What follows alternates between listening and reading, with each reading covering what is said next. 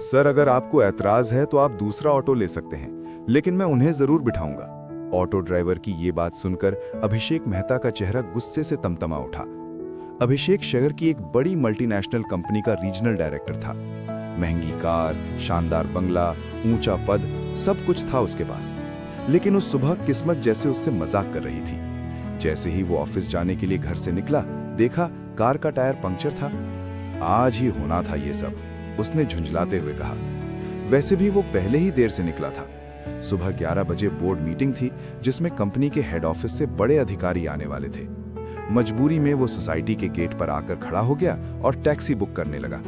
तभी सामने से एक ऑटो आता दिखाई दिया। एक पल के लिए उसके मन में झिझक आई। इतनी बड़ी कंपनी का डायरेक्टर और ऑटो में जाएगा? लेकिन वक्त की मजबूरी थी। उसने हाथ देकर ऑटो रोक लिया। सिटी टावर ऑफिस चलोगे? उसने पूछा। जी साहब, बैठ जाइए, ऑटो चालक बोला। अभिषेक जल्दी से ऑटो में बैठ गया। ऑटो अभी कुछ ही दूर चला था कि ड्राइवर ने अचानक ब्रेक लगा दिए। क्या हुआ, क्यों रोका? अभिषेक झल्ला कर बोला। ऑटो ड्राइवर ने पीछे मुड़कर विनम्रता से कहा, साहब बस 1 मिनट, वहां जो बुजुर्ग खड़े हैं उन्हें लाइब्रेरी तक छोड़ना है, रास्ते में ही पड़ेगा। अभिषेक का गुस्सा भड़क उठा। नहीं, ऐसा नहीं होगा, मैंने पूरा ऑटो किया है, मैं किसी के साथ सीट शेयर नहीं करूंगा। ऑटो ड्राइवर ने शांत स्वर में कहा, साहब लाइब्रेरी आपके रास्ते में ही है, बस 2 मिनट की बात है। अगर आपको सच में ऐतराज है तो आप दूसरा ऑटो ले सकते हैं, यहां तक का किराया भी नहीं लूंगा। उसके स्वर में अजीब सी दृढ़ता थी। अभिषेक को यह बात बिल्कुल पसंद नहीं आई, लेकिन समय कम था, वो चुप हो गया। ऑटो ड्राइवर सड़क किनारे खड़े उस बुजुर्ग के पास गया और बहुत आदर से बोला, नमस्ते सर, आइए बैठिए। बुजुर्ग धीरे धीरे चलकर आए।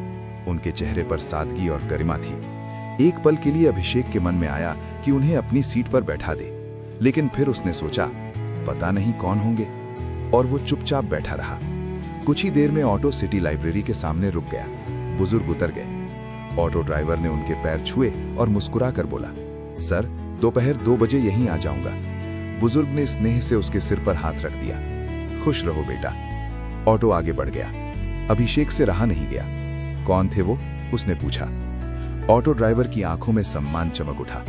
साहब, वो प्रोफेसर अरविंद शर्मा हैं, हमारे शहर के डिग्री कॉलेज के रिटायर्ड प्रिंसिपल। उन्होंने मेरे ऊपर बहुत उपकार किए हैं। अभिषेक चुपचाप सुनने लगा। ऑटो ड्राइवर बोला, साहब मेरा नाम रमेश है साहब। कॉलेज में पढ़ता था, लेकिन घर की हालत बहुत खराब थी। कॉमर्स समझ ही नहीं आता था और ट्यूशन की फीस देने के पैसे भी नहीं थे।